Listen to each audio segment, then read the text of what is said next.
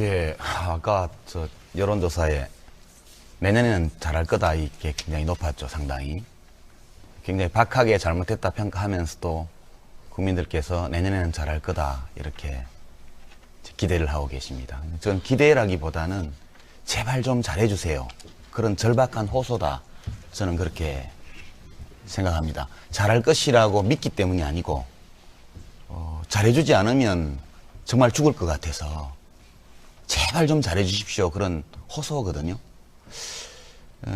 전체적으로 보면 이제 여러 가지 어려운 조건에서 국정을 이제 이명박 대통령이 운영해 오신 것은 사실입니다. 제가 보기에는 뭐 중요한 몇몇 그 내치 분야에 실수나 잘못도 있었지만 전체적으로 이제 경제난 이것은 미국발 금융위기가 세계적으로 왔기 때문에 굉장히 어려운 대외 여건에서 국정 운영하는 것은 분명한 사실이라고 생각을 하고요. 그 점은 국민들께서도 좀 헤아려 주시는 게 좋다 이렇게 봅니다. 그러나 이제 다만 이제 앞으로 잘할 것이냐는 문제와 관련해서는 지금 봐서는 기대하기가 좀 어렵지 않느냐 이런 비관적인 전망을 좀 하고 있습니다. 왜 그러냐 하면 요즘 젊은이들이 이제 개념 있다 이런 이야기를 잘 합니다. 그러니까 정부도 진짜 개념 정부가 돼야 됩니다. 자기가 뭘 하려고 하는지 어떤 순서로 경중을 가리고 선후를 따지고 완급을 조절해서 하려고 하는지 이런 것들을 국민들이 잘 이해할 수 있게 이렇게 해야 되는데 예. 그 한마디로 이제 아무 개념이 없이 막 하는 것 같다는 느낌을 국민들에게 주거든요. 그 점을 좀 대통령과 그 참모들께서 1년을 정리하면서 내년에는 좀 더 잘 정리해서 하셨으면 합니다. 그리고 뭐 제 입장에서는 저도 지금 근신 중이고 자숙하고 있는 기간이라 이제 대통령이나 정부를 막 비판하기가 사실 좀 어려움이 있습니다. 그러나 크게 보면 의사결정을 할 때 국민들이 진짜 원하는 것이 무언지를 좀 깊이 들여다보려는 그런 자세가 부족했던 거, 이게 전반적으로 큰 문제였고요. 예. 그 다음에 기획재정부 장관이 집권 초기부터 환율 주권론을 내세워가지고 먼저 우리가 환율을 747이라는 목표 추구를 위해서 흔들어 버린 것이 굉장히 큰 실책이었습니다. 그러니까 큰 파도가 미국 쪽에서 오기 전에 먼저 우리 스스로 배를 흔들어 놨기 때문에 예. 아시아의 다른 나라보다도 우리가 더 심하게 지금 매를 맞고 있는 것이거든요. 이제 그런 점들을 좀 잘 챙겨서 예. 모쪼록 내년에는 적어도 금년보다는 좀 낫게 해주시기를 기대하겠습니다. 예, 전 변호사께서 발언 시청하셨네. 예. 지난 1년을 평가를 하자면 저는 뭐 역시 옛날에 그 노무현 정권 1년 때 제가 혼돈이었다 이런 얘기를 했는데 역시 똑같은 얘기를 하고 싶습니다. 이 혼돈이다. 거의 뭐 카오스 수준이다. 이렇게 된 원인은 바로 이명박 정부가 자출을 한 겁니다. 이명박 정권이 탄생을 한 원인은 여러분들 다 아시지만 바로 노무현 정권이 이념 투쟁의 골몰을 하고 민생을 도외시한 바람에 반대급부로 탄생한 겁니다.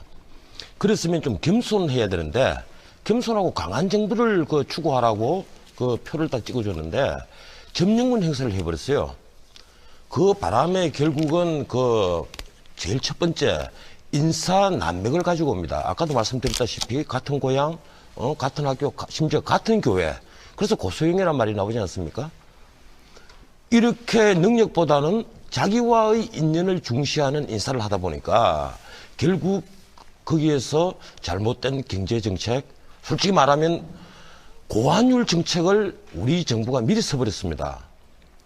거기에다가 나중에 금융위기가 리먼 브라더스가 파산되고 금융위기가 온 거 아닙니까? 솔직히 우리 금융팀들이 이런 세계적인 금융위기를 조금도 예측을 못했다는데 우리 국가의 불행이 있었던 거예요. 예. 두 번째로 바로 이 대통령도 노무현 대통령과 똑같이 말씀이 많습니다. 말씀이 많은데 솔직히 말씀드리면 그 말씀들이 국민들을 헷갈리게 하는 거예요. 외교부 업무 보고 받을 때 북한이 우리 주권 존중하고 우리는 북한 주권 존중하고 이런 말씀을 했습니다. 헌법을 정면으로 위반한 말씀을 하신 거예요. 아까 지금 우리 유 전 장관께서도 뭐 개념이 없다고 말씀을 하시는데 대통령 취임사를 보면 이념의 시대를 넘어 실용의 시대로 가겠다 이랬어요. 이 세상에 이념이 없는 정부가 어디 있습니까? 그러니까 내 같은 사람이 이명박 정부는 영혼이 없는 정부라고 제가 비판을 합니다. 이 영혼이 없다 보니까 정말 갈팡질팡하고 무슨 일 생기면 그때 땜방질하기 바쁘고 이러다 보니까 국민들은 도대체 정부에 대해서 신뢰성이 전혀 못 가지는 겁니다. 예. 이 점이 앞으로도 아마 이명박 정부가 깊이 그 숙고를 해야 될 문제가 아니겠느냐. 예. 그래서 나머지 나머지 산 중에 사실 대통령이 힘을 가지는 시간은 앞으로 또 1년입니다. 예. 그 1년 지나면 당장 레임덕이 올 가능성이 굉장히 높아요. 이미 그 촛불 시위 광우병 때문에 이미 절반은 상처를 입은 대통령입니다. 그럼 앞으로 1년 동안 어떻게 해야 되느냐? 제가 보기에는 대대적인 인사 계획부터 해서 예. 정말 제대로 된 비전을 가지고 제대로 로드맵 만들어서 국민들에게 이 정부를 믿을 수 있다는 신뢰감을 주는 그런 정책을 펴지 않으면 예, 알겠습니다. 결국은 노무현 정부와 마찬가지로 역시 나중에 실패한 정부가 된다. 예. 저는 이런 생각을 합니다. 알겠습니다. 뭐 어젠가요, YTN 그 해직 기자들 모임에 갔는데 어느 개그맨이 그런 얘기를 하더라고요. 나라가 보일러냐, 거꾸로 가게. 그런 말을 하던데. 제가 지금 문제는 뭐냐면은 경기는 펴니다. 내년 후반부에 우리가 예상하지 않습니까? 세계 경기가 필 거고, 그럼 우리나라 경기도 살아날 거다라는 이런 차원의 문제가 아니라 장기적인 전망이 있어야 됩니다. 경제에 대해서. 쉽게 말하면 비전과 프로스펙트, 전망을 좀 제시를 해야 되는데 이 정부한테 결여되어 있는 게 바로 그거란 생각이 들어요. 그러니까 지금 해결하는 거 뭐냐면 내놓는 경제 정책이다라는 것들을 보게 되면 결국 세금 갖고 장난치는 거, 규제 좀 푸는 거, 그 다음에 이제 뭐 대우나 같은 사업 같은 것들, 이런 것들밖에 없거든요. 근데 과연 그거 가지고 우리가 지금 그 선진국 경제로 갈 수 있느냐. 그러니까 과거에 그 양적으로 성장하던 이런 그 레토릭을 아직도 구사를 하고 있습니다.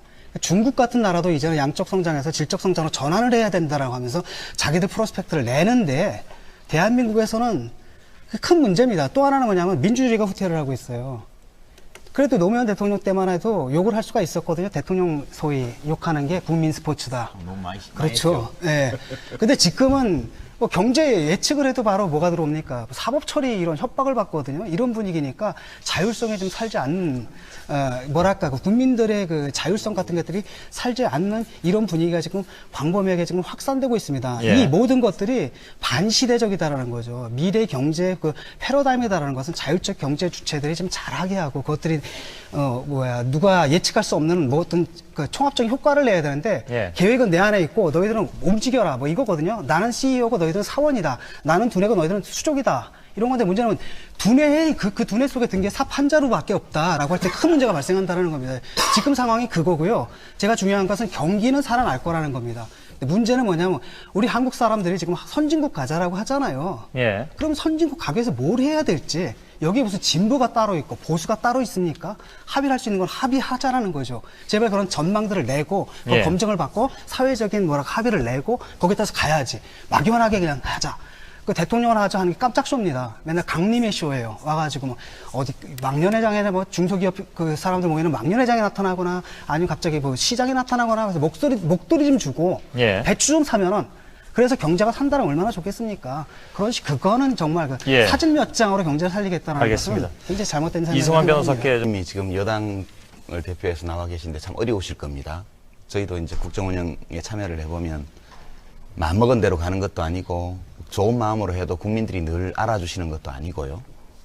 그렇습니다. 국정이 원래. 근데 지금 말씀 들으면서 좀 걱정되는 게 있어서 한두 가지만 말씀드리면 이 여론조사 결과는 위안받을 만한 내용은 아닙니다. 제가 보기에는 굉장히 위험한 상황이고요. 국가적으로 지금 그 김대중 전 대통령이 며칠 전에 말씀하신 것처럼 3대 위기입니다. 안보 위기, 경제 위기, 그리고 민주주의 위기. 세 개가 한꺼번에 와 있습니다. 이 위기를 극복해야 되는데 그러려면 이명박 대통령께서 처음으로 돌아가셔야 된다고 저는 봅니다. 왜냐하면 우리 국민들이 이명박 후보를 당선시킨 거는 정말 행복해지고 싶었기 때문에 그런 거거든요. 다른 거 하나도 안 보고 경제 살리기, 일자리 만들기 잘하겠다고 그래서 그거 하나 바라보고 믿고 표를 찍은 거거든요. 그러면 이거는 지난 10년간 있었던 국민의 정부나 참여정부가 했던 일을 다 엎으라는 얘기가 아닙니다. 그 두 정부가 국민의 마음에 꼭 들게는 못했지만 잘하는 일도 있고 부족한 일도 있고 그랬거든요. 그럼 이제 잘했던 것들은 살려나가고 그 두 정부가 국민을 만족 못 시켰던 경제 살리기, 일자리 만들기를 더 잘하면 성공하는 정부가 됩니다. 근데 지금 경제 살리기는 마음대로 안 되고, 그리고 그 전 정부가 했던 것은 국민들에게 보탬이 되는지 도움이 되는지 따져보지도 않고 기분 나쁘다고 해서 막 뒤집어 엎는 식으로 지금 하고 있고요. 이게 첫 번째 문제입니다. 그러니까 위기가 왔을 때 온 가족이 다 힘을 모아야 되는 게 맞는데요. 모으려면 가장이 잘해야 됩니다. 밉다고 쥐어받고 밥 안 주고 밥그릇 빼들고 어디 가두고 이런 식으로 하지 않습니까 지금. 그러니까 이렇게 해서는 절대로 마음이 안 모인다. 그리고 이 국민 마음을 모이는 궁극적인 책임은 대통령한테 있다는 걸 무섭게 인식하셔야 되고요. 두 번째는 지금 일자리 만들기, 아까 여론조사도 보면 청년 실업, 일자리 이게 제일 큰 문제로, 큰 소망으로 나와 있습니다. 예. 이게 참 잘 안 되거든요. 지금 우리가 제조업 분야가 평소 취업자가 17%밖에 안 되고 건설업이 7%밖에 안 됩니다. 예. 농림업, 광업 다 합쳐도 30%고요. 나머지 70% 가까이가 전부 다 자영업하고 서비스업입니다. 정리를 좀 부탁드릴게요. 예. 그러니까 여기서 일자리를 만들기, 서비스업 분야에서 일자리를 만들고 이 자영업 분야의 공급 과잉을 해소하기 위해서 중장기적, 단기적으로 어떤 정책을 지금까지 써왔고 무엇을 하면은 더 효과가 날지에 대해서 전 정부가 했던 것들을 면밀하게 검토를 해보셔야 돼요. 그래서 거기서 부족했던 것들을 더 채우고 잘못됐던 것들을 바로잡고 새로운 걸 하고 이렇게 하셔야지. 저 여론조사 보고 그래도 견딜만하다 이렇게 하시면 내년에 잘할 제 가능성이 말씀의 거의 취지는 없습니다. 그런 예. 취지가 나이 아니었고요. 드릴게요. 지금 예. 이제 전병헌 의원님께서 6대 49.7이라고 말씀하시니까 제가 거기에 대해서 변명을 하겠다고 그러면서 말씀을 드린 거였고 예. 아까 말씀드린 대목도 뭐 전 정부가 한 것은 전부 다 부정하겠다는 것이 아니라 저희의 국정 철학에 비추어 보아서 또 나라의 기본으로 보아서는 이것은 고쳐야 되겠다. 그런 부분을 고치다 보니까 이렇게 약간의 혼란이 왔었다. 이런 부분을 말씀드리고요. 예. 지금 유시민 전 장관님께서 말씀하신 부분은 저도 겸허하게 받아들이는 부분이 있습니다. 그리고 그렇게 해야 되는 부분도 있다고 생각을 하는데 아니, 위기 한 가지만 부분에 좀 있어서는 짚고 조금 갑시다. 동의하기 아니, 어려운 말씀하고 부분이 계시니까. 있습니다. 이제 위기를 말씀하셨는데 거기 아까 뭐 민주주의 위기는 이미 말씀을 했고 그 안보 위기에 대해서 좀 하나만 좀 얘기를 하겠습니다. 예.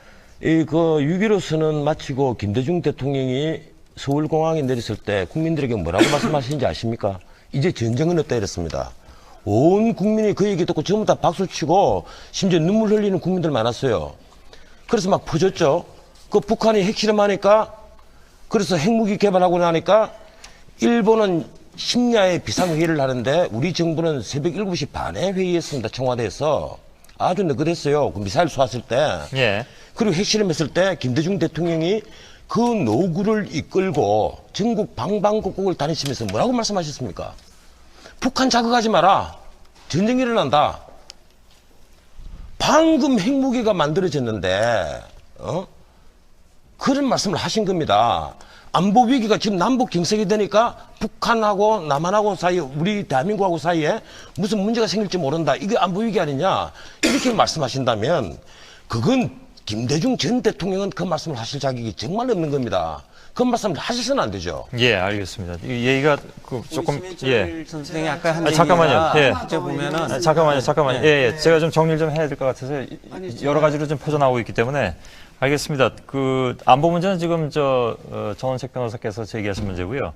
그 문제는 좀 따로 좀 적어보도록 하겠습니다. 예, 진 교수께 드릴게요. 재성호 교수님한테 말씀을 드리고 싶은데 그동안에 어디 다른 데서 살다 오신 것 같아요.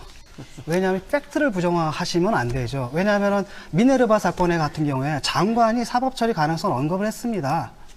실제로 그런 것들이 분명히 언급이 된데 그게 팩트가 아니냐라는 거죠. 그 다음에 좀 오해하시면 안 되는데 저는 좀 당이 달라요. 이쪽 사람들하고. 그래가지고 유시민 의원하고도 굉장히 많이 싸웠거든요. 노무현 대통령도 굉장히 심하게 제가 비판을 좀 했던 걸로 기억을 하는데 너무너무 심하게 했는데 아무 문제가 없었거든요. 근데 이 정권에 들어와서는 제 쪽글에 뭐라고 하냐면 교수님 조심하세요. 몸 조심하세요. 이게 엄청나게 졌습니다. 제가 증거를 보여드릴게요. 사회심리학적으로 이미 그렇게 가버렸습니다. 이 사태를 부정하면 안 된다는 겁니다. 그리고 제가 이제 말씀드리고 싶은 건 이런 거예요. 플랫폼은 놔둬야 되거든요. 어떤 회사도 그래요. 또 CEO가 따가워놓으면 이제까지 또 다 하고 완전히 갈아버립니다. 그럼 시행착오가 벌어져요. 몇 년 동안 해가지고 좀 될 쯤 되면 이 사람 떠나고 딴 사람이 가지고 또 그 짓을 해요. 지금 그런 상황이라는 거죠. 그래가지고 지금 이 정권에서 하는 것도 웬만하면 이제 플랫폼은 놔두면서 그걸 좀 고치든지 이렇게 가야 되는데 완전히 뒤엎는 가운데 뭔가 굉장히 혼란들이 지금 벌어지는 것 같습니다. 그리고 미래에 대해서 좀 얘기를 하자면은 이런 문제가 있습니다. 한마디로 이 그 정권에서 과연 뭐 같이 지금 협력을 하자라고 지금 얘기를 하지 않습니까? 위기를 극복하기 위해서. 물론 하고 싶습니다. 근데 뭘 가지고 합의를 해야지 협력을 하지 않습니까? 이 사람들이 지금 갖고 있는 생각이다라는 게 제가 먼저 굉장히 짜증나는 게 이런 겁니다. 저는 농담을 하고 그런 얘기를 한 적이 있었거든요. 요 현 정권의 정책은 뭐 북한의 4대 군사노선처럼 전 부자의 투기꾼화, 전 국토의 공사판화 이런 얘기를 한 적이 있거든요. 농담으로. 근데 한나라당 박 대표께서 뭐라고 하시냐면 전 국토가 공사판처럼 여겨져야 한다라고 말씀을 하세요. 저는 농담으로 한 얘기를 이분들은 진지하게 얘기를 하고 전국에서 망치 소리가 들려야 된다, 헬멧 소리가 들려야 된다, 빠루 소리가 들려야 된다. 거의 뭐 철물점 수준으로 만들어버리거든요. 이런 마인드를 가진 분들한테 예. 그 마인드를 믿고서 전 국민이 협력을 한다라고 해서 뭐가 극복이 되겠느냐. 그래서 제가 가장 중요한 것은 경기를 어떻게 살리느냐의 문제가 아니라 예. 전망의 문제고 비전의 문제다라는 겁니다. 그걸 제시해야 된다는 말이죠. 거죠. 예. 국가 운영이나 이런 거를 너무 좀 희화하시게 말씀하셔서 제가 일일이 다 얘기하기가 좀 그런데. 우리 진 교수께서 말씀하셨는데 아니, 잠깐만요. 지금 잠깐만요. 발언권 이쪽으로 네. 좀 드리겠습니다. 예. 그래서 저는 아까 뭐 여러 가지가 있는데 우리가 모든 어떤 정책이 됐든지 사안이 됐든지 이런 것도 우리가 헌법적 가치 있지 않습니까? 예. 그리고 우리 대한민국의 정체성. 이거는 좌우의 이념의 문제가 아니다. 이건 대한민국 안에서 우리가 대한민국을 부정하고 체제 부정하는 건 반국가 반체제 아닙니까? 우리가 대한민국 헌법 정신을 그리고 맞는 정치인가 아닌가를 보고하고 역사 교과서도 마찬가지입니다. 그다음에 경제 정책도 마찬가지.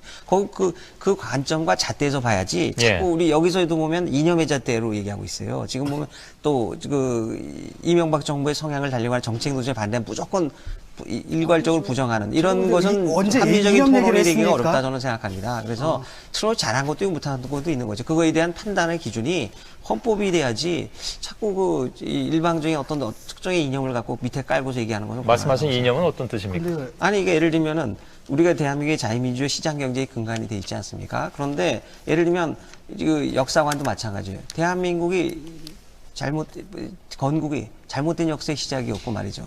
그것이 뭐 외세에 의존하에 만들어졌다는 이런 예. 식의 책은 교과서는 잘못된 부분이 있으면 고치는 거죠. 그 고치는 것 자체를 부정하고 알겠습니다. 잘못됐다고 얘기하면 얘기가 안 되는 교과서로 거죠. 나왔는데 현안으로 들어가는 것으로 치고 아니, 예, 말씀하세요. 예. 아니 저는 지금 교과서 얘기를 하지도 않았는데 그 말씀을 왜 아니, 아까 하시는지 신해철 모르겠고 씨 하기 때문에 같이 하는 거예요. 저는 이런 얘기입니다. 분 지금 얘기를 이분들이 같이 지금 포함해서 뉴딜 얘기를 하잖아요. 뉴딜 정책의 원래 가장 중요한 본질은 뭐였냐면은 자유시장 경제가 그냥 방임으로 해서는 공항이라든지 이런 것이 오기 때문에 사회주의적 계획경제 요소를 투입해야 된다는 이런 인식입니다. 두 번째는 대부분의 정책이 사회복지를 강화하는 거고 거기서 고용을 창출하는 거거든요. 예. 그 다음에 부수적으로 하는 게 건설이었어요. 댐 건설 같은 거. 근데 지금 현 정권에서는 아마 4대강하고 삽질하는 것.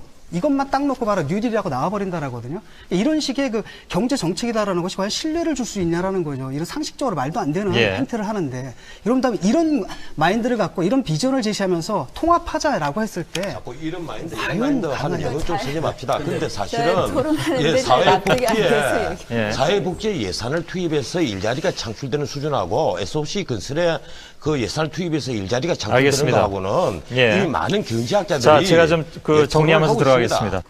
물론 이제 그 강론 얘기도 해야 되겠지만 예. 지금 초점이 잘 안 맞는 게 우리는 서로 생각이 다르지 않습니까?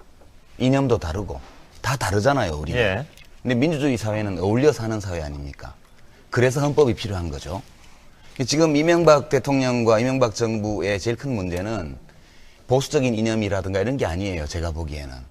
그 이념은 그걸 내세워서 대통령이 되셨기 때문에 당연히 보수적인 정책을 할 권리가 있었어요. 예. 우리가 인정해야 됩니다. 그런데 이제 문제는 어디냐 하면, 근데 교과서 문제 같으면 절차에 문제가 있다는 거죠. 대통령이 교과서를 마음에 안 들어 할 수 있습니다. 대통령이 어떤 언론사의 어떤 프로그램이 마음에 안 들 수 있어요. 대통령이 어떤 야당이 마음에 안 들 수 있습니다. 또는 대통령이 어떤 지식인을 마음에 안 들어 할 수 있어요. 예. 자기와 생각이 다른 여러 주장을 하는 사람들. 그럴 때 대통령과 권력자들이 그 문제에 대해서 어떻게 대처해야 되느냐. 그건 다 인간이기 때문에 때리고 싶죠, 어떨 때는. 때려주고 싶죠. 너무 미우니까. 그래서 검찰을 동원하고 국정원을 동원하고 감사원을 동원을 이렇게 때리면 당장은 조용해지죠. 근데 그게 민주주의 위기입니다. 그러니까 우리가 이명박 대통령과 제가 교과서에 대한 이념과 생각이 다르다는 걸 제가 인정합니다. 그걸 고치고 싶으면 정상적인 절차를 거쳐서 대화를 하고 전문가들과 토론하고 이 절차를 거쳐야 돼요.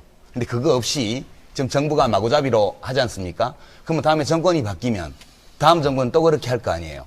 이렇게 하기 시작하면 우리들 서로 생각이 다른 사람, 이해관계가 다른 사람들이 어울려 살아가는 이 사회에 법치고 질서고 규칙이고 아무것도 없어지는 거예요. 예. 그래서 제가 국정원과 민주주의의 위기라고 얘기한 것은 이명박 대통령께서 자기의 통치 이념이라든가 정치 철학을 펼쳐가는 것은 좋은데 대통령이라고 마음대로 할 수 있는 사회가 아니기 때문에 정당한 절차와 국민들이 승인할 수 있는 과정을 거쳐서 그걸 하셔야 된다는 거예요. 알겠습니다. 자, 말씀을 잠깐만요. 드리겠는데요. 잠깐만요. 제가 좀 말씀을 드릴게요. 아니요, 그 네 분이 다 신청하신, 잠깐만 기다려주세요. 잠깐만요. 제 교수님, 제 교수. 있어서 웬만하면 다른 분들의 의견을 수용하고 제가 합리적으로 이렇게 가급적 말씀을 드리려고 하는데 오늘 말씀들 하시는 중에는 가끔은 근거 없이 이렇게 말씀하시는 부분이 있어서 제가 좀 말씀을 드리겠습니다. 교과서 문제의 절차에 안 따랐다. 그러면서 그 앞에 갑자기 국정원과 감사원 얘기를 하셨습니다. 교과서 문제에 있어서 국정원과 감사원을 왜 갖다 연결시키시는지 도대체 교과서 문제에 국정원과 감사원이 왜 아니, 나오는지 잘 교과서와 모르겠는데요. 그러니까 말씀들을 그렇게 막 여기저기 갖다 붙이시면서 이렇게 헷갈리게 하시는데요. 교과서 문제는 국정원하고 감사원은 제가 절차 문제만 얘기한 겁니다. 전혀 어떤 관여된 문제든, 부분도 어떤 없고 문제든. 그거를 그렇게 하시면 안 될 거라고 말씀을 드리고요. 예. 교과서는 이런 식으로 고쳐진 것입니다. 해마다 각 부처로부터 교과서에 혹시 잘못된 거 있으면 의견 내라. 그래서 지금 금년 6월에 의견 다 받았습니다. 그거는 이명박 정부가 들어와서 새로 시작한 게 아니라 해마다 있었던 것이고 그 부처의 의견을 취합해서 그 부분에 있어서 권고 수정 의견을 갖다가 그 교과서 그 출판사에 다 보내고 그러한 절차에 따라서 한 것입니다. 이번 절차가 뭐 유독 이명박 정부가 새로 들어서서 새로 만든 절차가 아닙니다. 그 절차에 따라서 했다는 것을 말씀을 드리고요. 아까 또 뭐 방송 장악이니 이렇게 말씀을 하시는데 어떠한 부분이 어떠한 절차가 위배돼서 방송을 장악했다는 것인지 도대체 요새 우리가 무엇을 하기만 하면 예. 장악이라 그럽니다. 저희가 방송 KBS 방송 사장 바꾼 거 갖고선 얘기하시는 것 같은데요. 정현주 사장은 KBS 노조도 반대했던 사람입니다. 2년 전에 연임되었을 때 잘 아실 겁니다. 역주행해서 출근했습니다. 이번에 정현주 사장 여러 가지 잘못된 것으로 해임되었고 그리고 나서 저희가 방송 장악하려고 했으면 저희 사람을 심었겠죠. 그러나 KBS 출신의 사장, 최초의 KBS 출신의 사장이 임명되었습니다. 이러한 것을 왜 방송 장악이라고 하시는지. 예. 그리고 계속해서 여러 가지로 민주주의의 위기다. 강압적으로 한다. 사이버상의 어떤 자유가 보장되어야지 어떻게 이것을 갖다가 처벌하려고 하느냐. 저희는 처벌만 하는 것이 능사가 아니라는 걸 분명히 말씀을 드렸고요. 저는 이렇게 묻고 싶습니다. 사이버상의 표현의 자유 중요합니다. 그러나 표현의 자유가 욕설의 자유를 의미한다고 생각하지 않습니다. 표현의 자유라는 미명하에 침해되는 피해자의 인권을 왜 외면하시는지 묻고 싶습니다. 예. 우리가 이러한 것을 균형적으로 좀 보아서 이렇게 서로 합의를 이루어가면서 좀 앞으로 좀 토론을 진행하는 알겠습니다. 것이 좋지 사이버 않을까. 문제는 아까 책 변호사께 드릴게요. 아까 그 유전 장관님께서 이게 뭐 정권이 바뀌니까 이제 근신한다 하면서 총체적인 문제를 지적을 하시는데 이 사실 우리 사회가 또 특히 그 중에서 우리 정치 사회를 보면서 저는 이게 미국의 마피아 같다 이런 생각을 합니다. 호사노스트라. 이 가족 안으로 가족끼리 이 마피아 아니냐. 이게 씨가 물고 중줄 못 쓰고 군총 안 든 대신에 미소를 머금으면서 악수를 하는 그런 마피아들 아니냐. 쉽게 말해서 조직으로 들어가면 패밀리가 되면 수천 개의 자리를 나누어 가집니다. 말이 공직 공모지 전부 다 낙하산 아닙니까? 노무현 정권, 지금 이명박 정권 다 마찬가지입니다. 그걸 부인해서는 안 됩니다. 그건 마피아죠. 그리고 배신하면 가차없이 처형하죠. 그 어느 정권이나 다 마찬가지였습니다. 조직이 망하면 드러나는 비리가 또 대추나무에 영 걸리듯이 드러납니다. 어떻습니까? 대통령 형님이 정권사 매각을 주선하고 돈을 받아먹고 대통령의 최대 후원자라는 분이 그 정권사 매각에 관련돼서 주식 투자를 해가지고 몇백억의 차익을 챙깁니다. 예. 이게 뒷배 봐주고 삥 뜯는 마피아하고 다 똑같은 구조예요. 이런 마피아 같은 정치 조직이니까 우리나라 정당마다 당이라는 게 붙습니다. 이 당자가 뭡니까? 무리당, 패거리당이에요. 이 패거리 정치를 아직까지도 계속하고 있다는 겁니다. 법과 원칙이 서지 못하고 정책으로 승부를 하지 못하고 이런 패거리를 지어서 패거리 정치를 하니까 예. 결국은 정권 잡으면 야 나도 여기 캠퍼스 일했는데 한 자리 다오 어떻게든지 찾아 들어갑니다. 장관급 안 되면 차관급, 차관급 안 되면 저쪽에 공기업 감사 자리라도 찾아 들어갑니다. 전부 다 몇 억씩 전부 다 연봉 다 받아요. 이래서 정권 마치면 또 그 자리 버티는 사람도 있고 알겠습니다. 진작 사표 쓰는 사람도 있고 예. 이게 마피아가 아니고 뭡니까? 이제 법과 원칙을 진짜 세울 때인데 예. 과연 이명박 정부가 앞으로 남은 기간 안에 이걸 할 수 있겠느냐? 알겠습니다. 저는 회의합니다. 유신 때 고등학교를 다녔는데 저희 유신 교과서로 다 공부했습니다. 그런데도 좌익이 됐거든요. 공안기관에서 저를 좌익이라 그랬으니까. 그러니까 이렇습니다. 좌익 교과서를 읽어서 좌익이 되는 게 아니고 우익이라고 주장하는 사람들이 나쁜 짓을 너무 많이 했기 때문에 젊은 학생들이 그 반대로 가서 좌파가 많이 생긴 거거든요. 그러니까 어떤 사람의 인식의 성장 과정을 그렇게 단선적으로 나쁜 교과서를 읽히면 애들이 다 나빠진다. 이게 극우적인 사고방식이거든요. 전체주의 사고방식. 이런 게 민주주의와 양립할 수 없는 극단주의입니다. 그러니까 제가 계속 절차 문제를 말씀드리는 거는 이런 것이죠. 그러니까 세상에는 다 내 마음에 안 드는 게 많습니다. 누구에게나. 그죠? 근데 권력 가진 사람이 내 마음에 안 드는 것을 자기 마음대로 하기 시작하면 그게 독재가 되거든요. 그러니까 저는 이제 뭐 진중권 선생은 저한테 좌파가 아니라고 하는데 저는 조금 좌파라고 생각해요, 제가. 근데 굉장히 겁나거든요. 왜냐하면 글 한 줄 잘못 쓰고 뭐 이렇게 책 뭐 하나 이상한 거 잘못 읽으면 지금도 잡혀갑니다. 지금도 그런 문제 가지고 구속영장 청구하고요.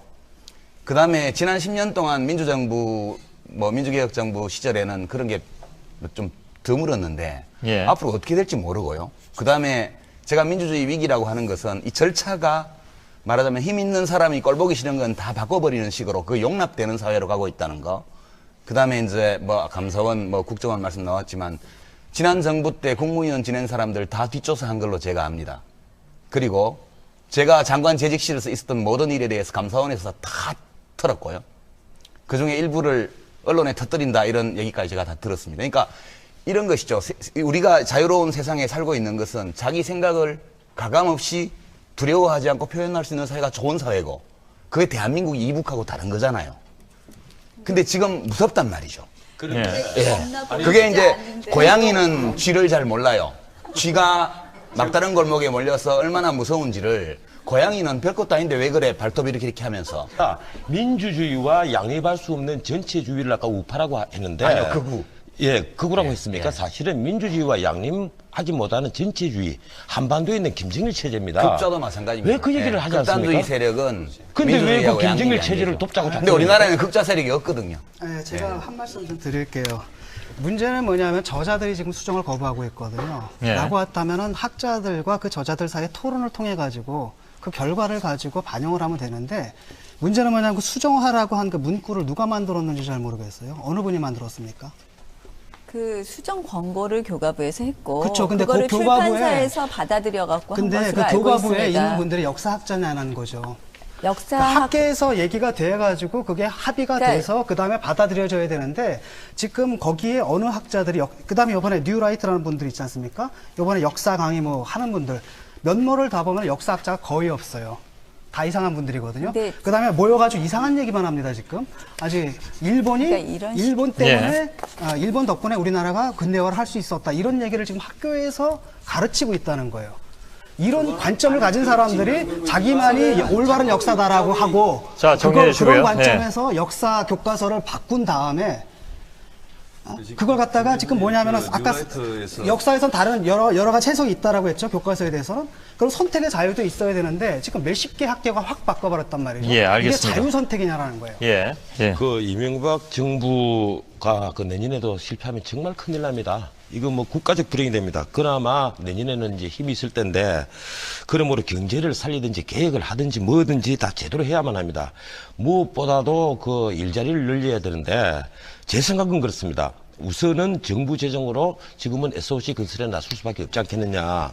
SOC 건설 할 게 없다고 자꾸 얘기들 하는데 예. 지금 제가 생각해도 너무 많습니다. 동남권 신공항, 제주 신공항, 그리고 어정부에서 속초 가는 고속도로 건설 아직 대한민국의 기반 시설이 매우 부족합니다.